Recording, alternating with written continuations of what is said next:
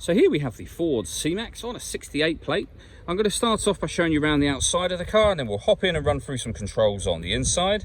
But from the outside, you can see it's a 5-door car with alloy wheels.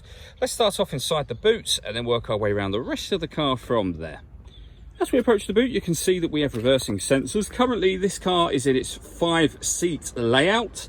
So this is as much boot space you have as a 5-seater. Let me show you what it's like with the 2 rear seats folded up. And that is with them folded up. So this is how much boot space you have as a 7-seat car. Okay, so we're just going to work our way back round to the front of the car, and then we'll hop in and run through some controls on the inside. But now that we've done a full circle of it, you can see it's in excellent condition the whole way round. Just briefly before we climb in, I think it's well worth seeing the interior from this exterior point of view. There's plenty to run through on the dashboard, so let's hop in and we'll do that now. Okay, now that we're inside the car, we're going to start with the dials. On the left-hand side, we have the rev counter, and on the right-hand side, the speedometer. In the middle at the bottom, we have the fuel gauge and coolant temperature gauges, and above that, you can see the total miles for this car, which are 5,690. Within that section, we have a digital readout for the speedometer.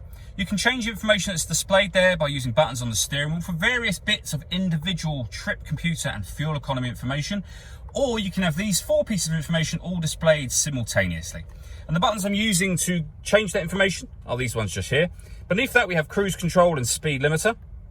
And on the right-hand side, stereo and phone controls, including voice activation. You won't be able to use the phone controls until you paired the phone up, which is done on the touchscreen in the center. Hit add device. Search for your vehicle on your device and select it once it is found. And then just follow those instructions on screen from there. This car's got satellite navigation. There's a full video showing how this works on both our website and also on our YouTube channel. And then when it comes to music in this car, we have AM, FM and DAB radio, a CD player, Bluetooth audio, and this car has 2 separate USB inputs as well. So if you plug devices into those, they will appear up here as extra options from what you're seeing at the moment. We have the main volume for the stereo.